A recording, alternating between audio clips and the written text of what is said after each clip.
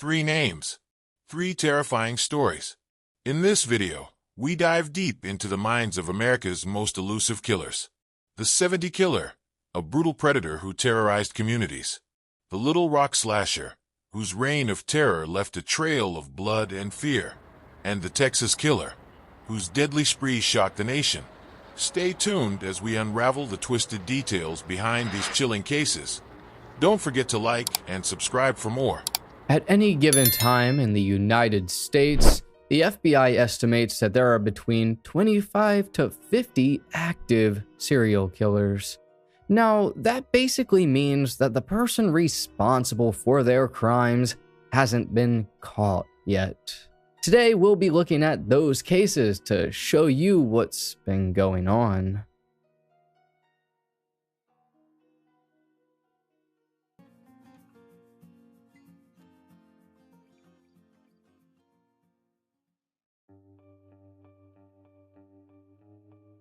The first case we'll look at is about the I-70 killer.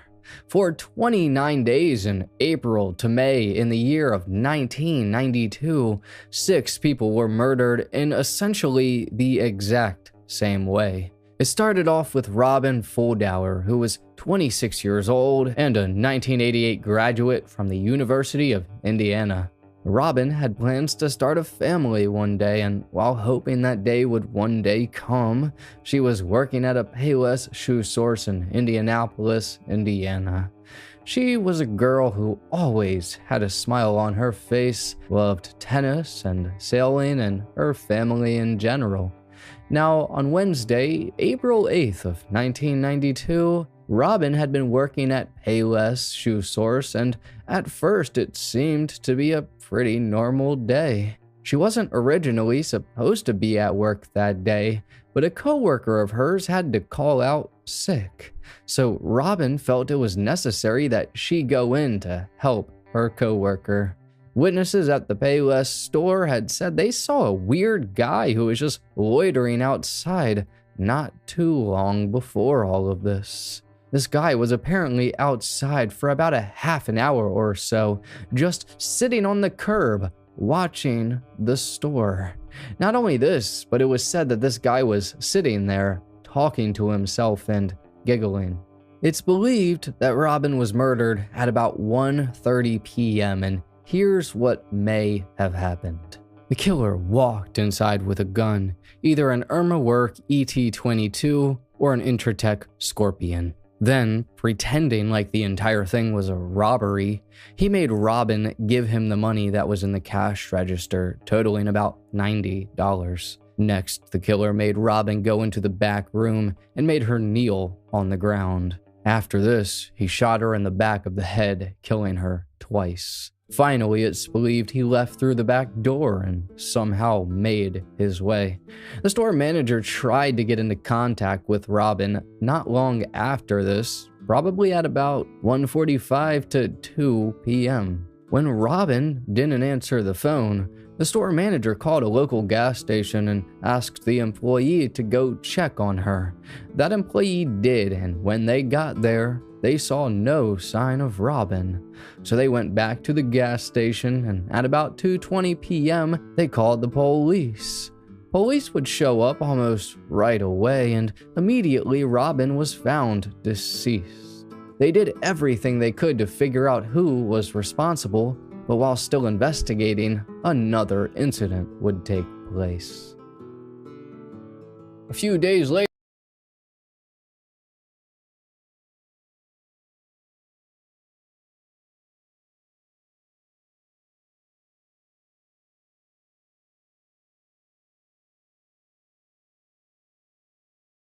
Majors, from what I can find, had a husband of 12 years. Though they were together for longer than that, his name is Mark, and the two of them were best of friends.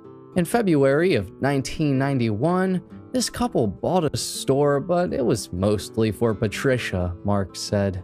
The store was called the La Bride d'Elegance and served night tuxedo and formal wear. Trish had an employee that worked for her, also named Patricia, but Patricia and Trendle Smith. She was 23 years old and a nursing student who wanted to get into the nursing program. Patricia was a junior at Wichita State University, but at the time she wasn't enrolled because she was working a lot, trying to make some money. Patricia had been working at LeBride for about a year or so, and just 9 months before had gotten married to her husband, Norman Smith. While Trish and Patricia were at the store on Saturday, April 11th, they had just closed it at about 6 p.m. They were waiting for one last customer, though, who actually called ahead and asked them to wait for him. These two, being good workers and wanting that business, decided to stay, but what would happen was horrible. Not long after Trish closed the store, a man with a .22 caliber pistol, one of the pistols I mentioned earlier, forced Trish and Patricia into the back of the shop. Next, he made both of them either kneel or lie down and shot both of them in their heads. Trish died instantly, while Patricia stayed alive for about an hour or so. This killer would then steal money from the cash register, but I'm not too sure how much. After this happened, the man that was coming to pick up his cummerbund walked inside and was immediately confronted by the killer. These two got into some sort of argument, and then somehow the customer was able to escape unharmed out of the back of the store. This customer, who, mind you, got to the store somewhere around 6:20 to 6:30 p.m., then called the police about an hour later because he was shook up. A bit weird. Also, I cannot find who this customer was. But the customer did give a description to police of what this possible suspect looked like. He was about 5'7" to 5'8", around 160 pounds, with a stubby beard and red hair. This sketch shows that description. Now, once again, after police arrived, they found these two women, called their husbands, and both of them were remarkably distraught. And the police started their investigation, but once again, the I-70 killer was going to strike. About 9 hours away from Wichita, back in Indiana, was a city called Terre Haute, and here lived a 40-year-old man named Michael Mick McCown. Michael was a very nice guy who had a great social life. He, from a young age, loved music and sang and played bass guitar. Michael was in a few different bands in the 80s, actually playing with a guy named Henry Lee Summer. He's pretty known, and Michael also managed a nightclub in Louisville for about a year, and then he moved back to Terre Haute 5 years prior in 1987. Michael loved the harmonica, he was a single man but looking, and he really enjoyed buying old radios and going to antique stores. Michael worked and pretty much owned or ran a ceramic business called Sylvia's. This was Michael's mother's name, and this shop was hers at one point, but when Michael moved back to the city, he took it over. Originally, the business was his father's barber shop, and his mom opened a ceramic shop in the back, but eventually the ceramic business grew a lot and overtook the barber shop. But on Monday, April 27th of 1992, at 3:30 p.m., Michael was at Sylvia's working. To give you an idea of how this shop ran, there was zero parking allowed out front of the shop, and most people that went into Sylvia's had to have an appointment or knew Michael personally. To add on to this day was a busy day for everyone around Sylvia's. I'm referencing the other stores. Typically, these stores kept a good alert for what was going on around them, but this day, nobody saw a thing. It's believed that this killer may have walked into the back of Michael's store and asked if they could see a small white ceramic house that was on a lower shelf. This is when the killer walked up behind Michael and put the gun to the back of his head, about 4 inches away, and killed him instantly. The ceramic house fell on the ground, but it didn't break. The killer then stole Michael's wallet, but left $15 in his pocket and also left $50 in the register. Family of Michael and police believed that the killer may have thought that Michael was a woman at first because he had long hair and an earring, and the store was called Sylvia's. So potentially, after realizing that Michael was a man, and 6'3", quite a big guy, that he would easily overpower the killer. The killer then shot him. Afterwards, the killer left and nobody saw anything. Even a guy who was friends with Michael and lived basically right behind Sylvia's and could see the alleyway saw nothing. Police somewhere around here, I believe, started to piece this all together and realized that they were dealing with a serial killer, and this serial killer was about to strike again. This time, only about 3 hours away and 180 miles from Terre Haute was St. Charles, Missouri. Here lived a 24-year-old woman named Nancy Christine Kitzmiller. Nancy grew up in Mustang, Oklahoma, but when she was 10 years old, her family moved to St. Louis. In her 12th grade year of high school, she began playing soccer for the school, which this part I'm just a little confused about. It says that Nancy started playing soccer in the 12th grade and made the high school team, which means that she would have been on varsity because of her age. She must have been a literal prodigy at soccer, because by the next year, she started attending Oklahoma State University, and not only did she make the soccer team, but she became the captain of the team.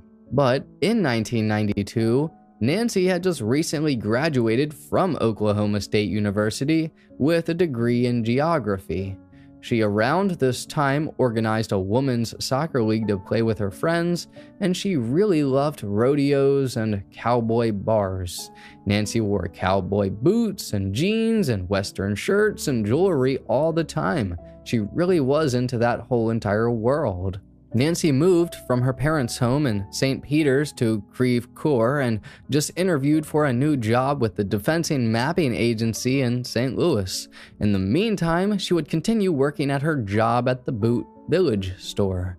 This was a store that, well, sold boots and other types of shoes, but not only this, Nancy a few days before had gotten a new Chevy pickup truck. She was genuinely looking very forward to life and what it had to offer. But on May 3rd of 1992, Nancy was working at the Boot Village store in the Bogey Hills Plaza shopping center in St. Charles. It was just off of I-70. This day, Nancy, just like Robin, wasn't even supposed to be working, but a coworker of hers wanted to have the day off, and so Nancy decided she'd work. Nancy opened the store at about 12 p.m., and she was the only person inside. About 2.5 hours would pass, and at 2:30 p.m. a customer came in and noticed no one was inside. Eventually, I guess the customer walked into the back because he found Nancy in the back room of the store, and then the customer called the police. When the police got there, they discovered Nancy deceased, and her purse was still there. Only a small amount of cash from the register was missing.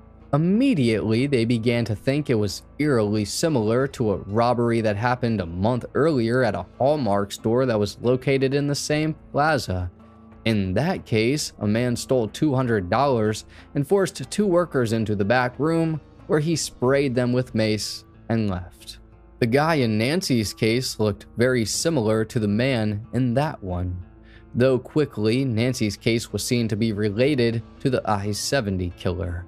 A witness said they saw a guy sitting on the curb at around 12:30 p.m. and acting suspicious. And then another witness came forward and said they saw the same man inside of the store. Some reports say the witness said he was a red-headed man about 5'7" to 5'9" and 155 to 165 pounds with an average build and also brown eyes. Other reports say he had brown hair though, and I'm curious about how this witness would have been able to see the man's eyes from that far away. But regardless, a police investigation was immediately started. However, once again, the I-70 killer was getting ready to strike. About 3.5 hours away, around 220 miles from St. Charles, Missouri, was Raytown, Missouri. Here lived a 37-year-old woman named Sarah Blessing, and she was married to a guy named Sonny, and Sonny had 2 boys before he met Sarah.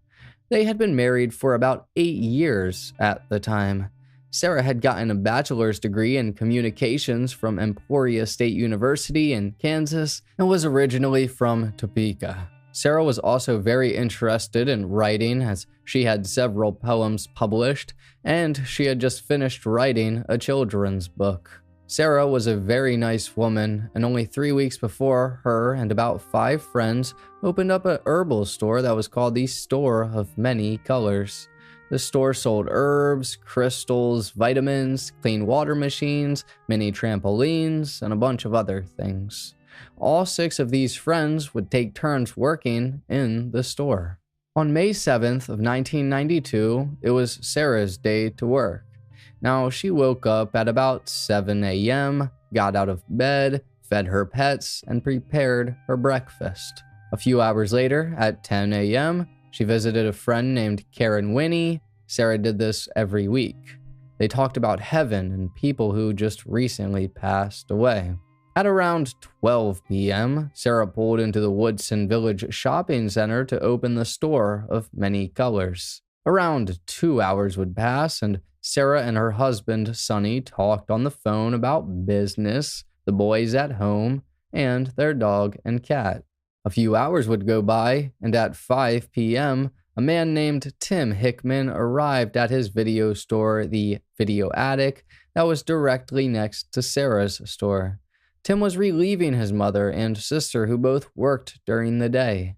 An hour later, at 6 p.m., a guy who owned an auctioneer store across from the Store of Many Colors had noticed a man walking in and out of his store, but very suspiciously. At about this same time, another witness saw the man, who was wearing a gray sport coat, slacks, and dress shoes, walk across this parking lot and towards Sarah's store. At 6:15 p.m., Tim, the owner of Video Attic, looked out his window from his store and saw this man walking right to his store wearing a sport coat, and he thought to himself, "Wow, that's weird." And then when Tim looked up again, this man was right in front of the doors. Tim looked at this man and he looked back at Tim, and Tim said he thinks this guy was a little shocked. He thinks that the man may have scoped his store out earlier and seen both his mother and sister, and when he saw Tim, he was confused, and so after making eye contact, this man turned left and got out of sight of Tim. About 3 minutes after Tim saw this man walk away, he heard a loud pop, familiar to him as a gunshot. Tim had guns of his own and immediately grabbed one and put it behind his back. He then jumped outside to look at what happened, and he saw Sarah's door closing and the man he saw earlier booking it around the corner. Tim could tell it was the same man because of his clothes. Tim saw this man run over a very steep hill in about a total of 30 to 45 seconds. He then walked over to Sarah's business and looked inside, but saw nothing. Next, he walked inside and called out for her, but she didn't answer. He walked further back, and this is when he found Sarah deceased. Basically, at about 6:30 p.m., that man came inside of the store, and within moments, it's believed he made her go to the back room by using a gun. While Sarah was walking into the back room, she didn't make it fully in before this man shot and killed her. I'm unsure if she was shot in the head like the previous victims, but Sarah was murdered. Police were immediately called, and they discovered pretty much nothing stolen besides a very small amount from the cash register, and her purse was rifled through. Another witness from a store saw the killer running away, and a police officer ran the course that the killer ran, and it wasn't exactly an easy task. The killer took a very weird way out, but he was never caught.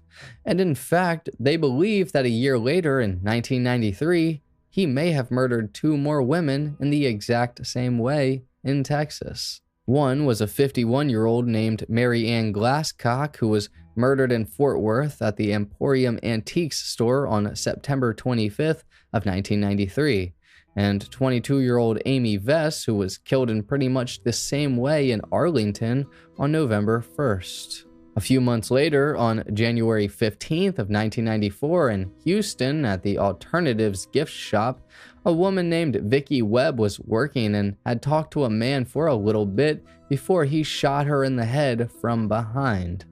Luckily, a large vertebrae in her head made the bullet not penetrate, and so she was still alive. Vicki said everything felt like slow motion, and the first thing that crossed her mind was, "Please, God, don't take me. I have a 13-year-old. As Vicki laid on the floor, she watched the shooter who jumped over her start going through the cash register. Vicki played dead, and this was easy for her because she was completely paralyzed from the neck down. The killer then dragged her behind the counter and pulled down her pants, pressed the gun against her forehead, and pulled the trigger. The gun did not fire, and it only clicked, which Vicki said amused the killer. That he started laughing viciously, that it was maniacal and pure evil. Afterwards, Vicki was taken to the hospital, and she eventually learned to walk again and hopes that one day this monster will be caught. She also said that this man had a distinctive bow-legged sort of walk. 1-year-old liquor store clerk named Billy Brossman, who worked at the 7th and 70 liquor store in Terre Haute, Indiana, the same place Michael McCown was murdered, literally only a mile away. I couldn't find too much information on Billy, besides that he was a father of 2. But this killer walked inside of the liquor store, and he walked to the back of the store and grabbed some beer out of the cooler. Next, this man walked to the counter, he put the beer on it, and then he pulled out a gun. Billy immediately complied to all of this man's demands, and then this killer walked Billy to the back of the store, they turned the corner, and then the killer shot Billy. This guy then started leaving. He jumped in the air with celebration, he did a little dance, and then he actually left. He didn't grab the beer or any money out of the cash register. This man's only intention was to kill Billy. Now you can clearly see the picture of the suspect, and on his finger you can see a wedding band. He's most likely married, so there's a good thing to look at. Also, this man in particular is well groomed, and this happened in Terre Haute, and so did the killing of Michael McCown. So it's probably pretty likely that whoever is behind these crimes could possibly be living in Terre Haute or somewhere not too far away. I'm going to guess definitely Indiana, as that's where it all started and kind of ended. As of now, at least to the police's knowledge, the I-70 killer hasn't struck in a very long time. Supposedly, they've had several suspects, and apparently the Terre Haute police even prepared a murder warrant for a man, but the prosecutor refused to sign on it. It's always the prosecutors protecting criminals, but regardless, 6 known people were killed by the I-70 killer. All of the women from Texas and Billy Brossman are all speculated to be killed by the same person, though.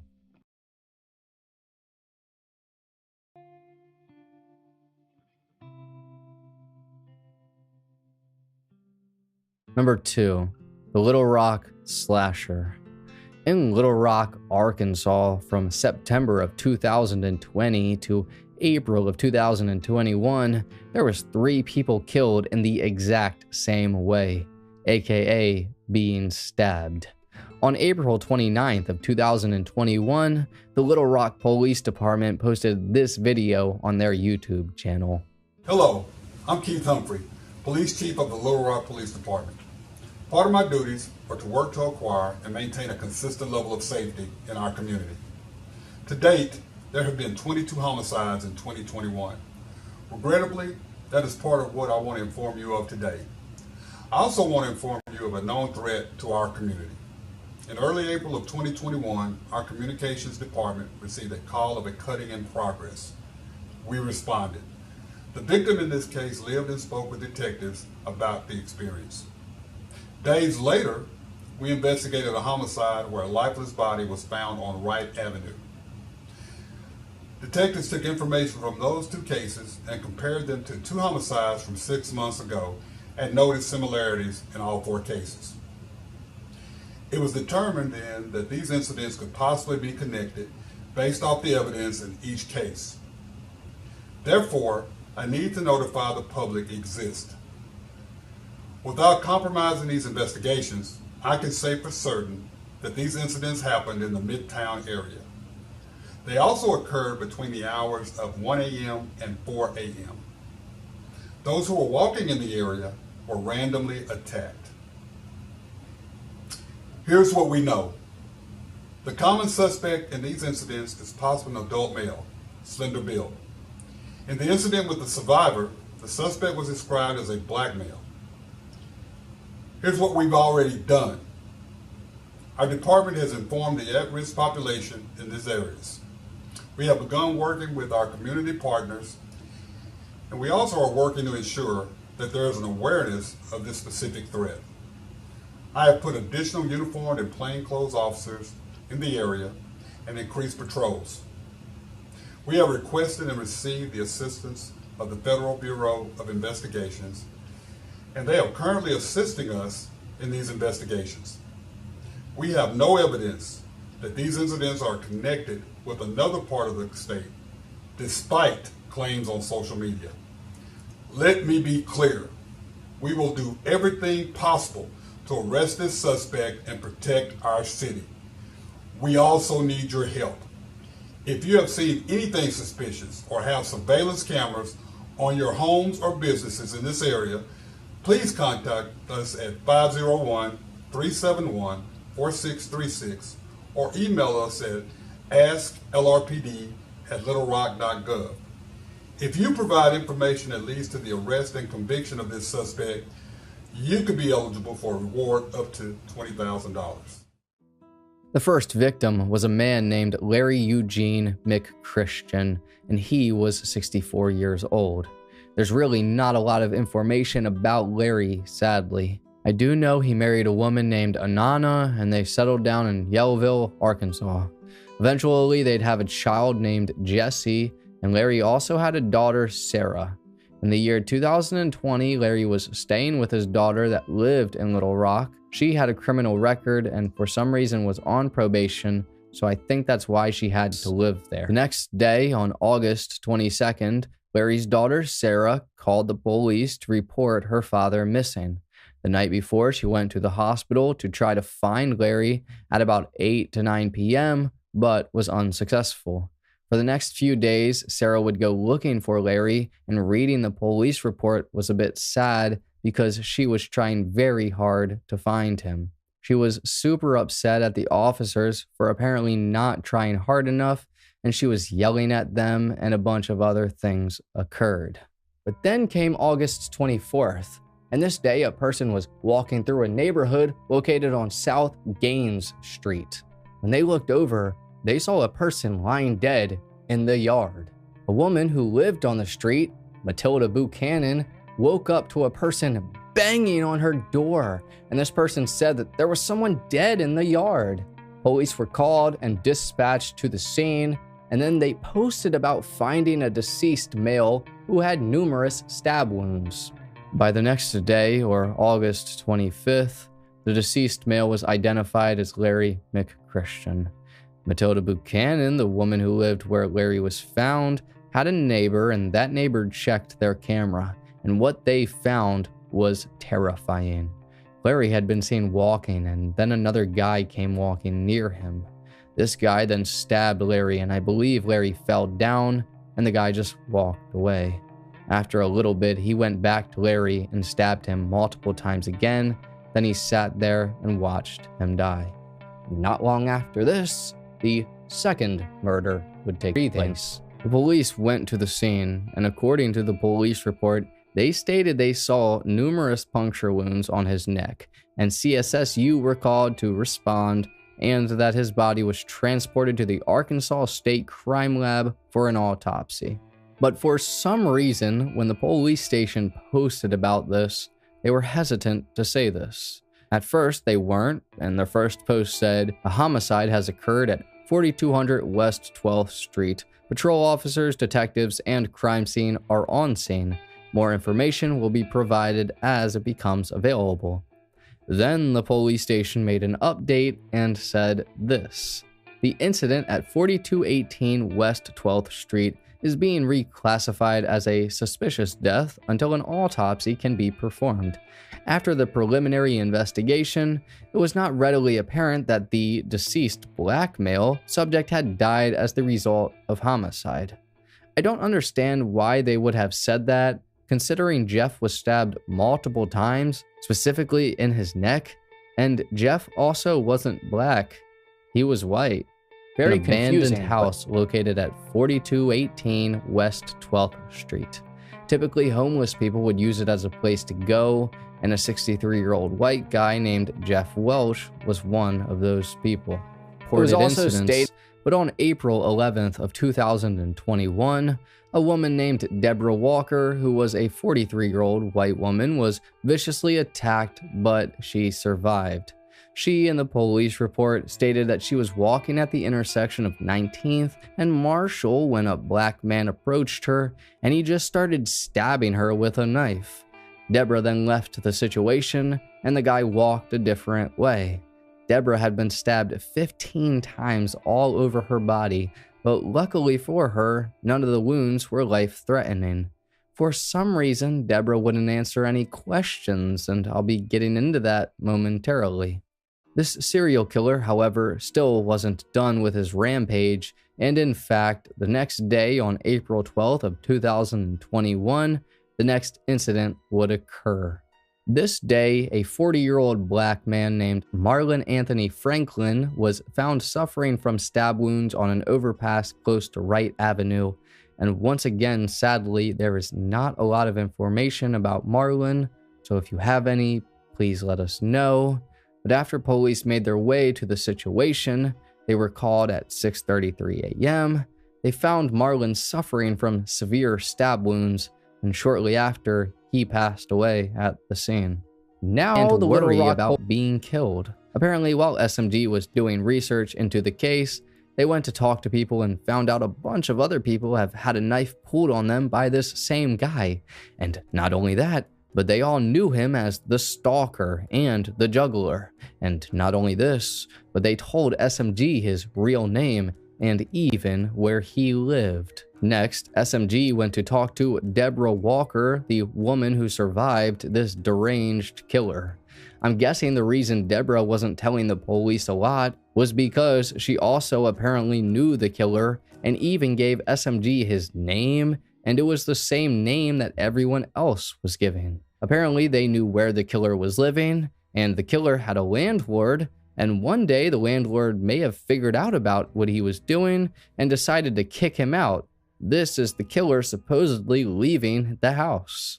Apparently, the Little Rock slasher is a 46-year-old black man. I also just want to say that when this case became pretty known about in Little Rock, Arkansas, a superhero in town tried to come to the rescue.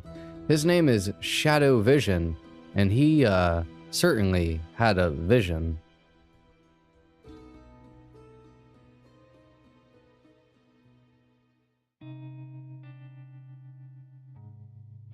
This last case I'm going to mention is happening in Austin, Texas. On April 14th of 2018, a 28-year-old woman named Alba Janice Alvarez had been found dead in her car by a passing motorist. Police had went to the scene to find out what happened, and they discovered that Alba had been assaulted and strangled to death. Alba had just been seen leaving Club Caribe, located in southeast Austin. There was no witnesses in this case, and for quite some time, it had went cold. Also, I really couldn't find any information about Alba, so if you know anything again, please let us know. Several years would go by, and on June 17th of 2024, I believe, a woman named Alyssa Ann Rivera, who was 34 years old, was found deceased. Alyssa, we have a little bit of information about, and she was said to fill rooms with her laughter and light. Alyssa had children of her own, and it was said that if you met her, you would never forget her, that she had the most loving soul and would do anything for anybody. But Alyssa was murdered on that day, or June 17th, and 4 days later, on June 21st, police were called to an abandoned house where Alyssa's body was found. She had been assaulted and strangled to death, just like Alba, but the police didn't connect these two murders together.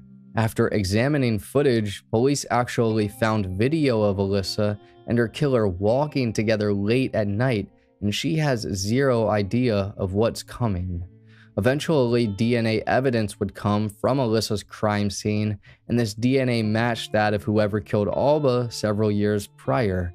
An issue with the DNA, though, was that this guy wasn't in any databases, aka he didn't commit any crimes beforehand or just was never caught. The Austin, Texas Police Department now realized that they have a serial killer on their hands. They believe the man to be of Hispanic descent, not very tall, and dangerous. On August 7th of 2024, the Austin Police Department put out a statement saying these killings are connected and put out a very measly $1,000 reward for anyone that has any information regarding the murder of Alyssa. What we don't know is what Alyssa was doing beforehand. Was she also at a club, or how did she get into that situation to the point where her and this killer are walking together? Was she texting him and they got together like a date night? Or what exactly happened? Also, are these the only victims of this serial killer? Or are there more? These Some people killers tend may to have believe left their mark in history, but their crimes remind us that justice never sleeps. The victims' stories will continue to be told, and their memories won't be forgotten. What do you think? Could there be more to these cases? Or have we uncovered all there is to know? Let us know your thoughts in the comments. If you want to see more deep dives into true crime, don't forget to hit the like button, subscribe, and turn on notifications. Stay safe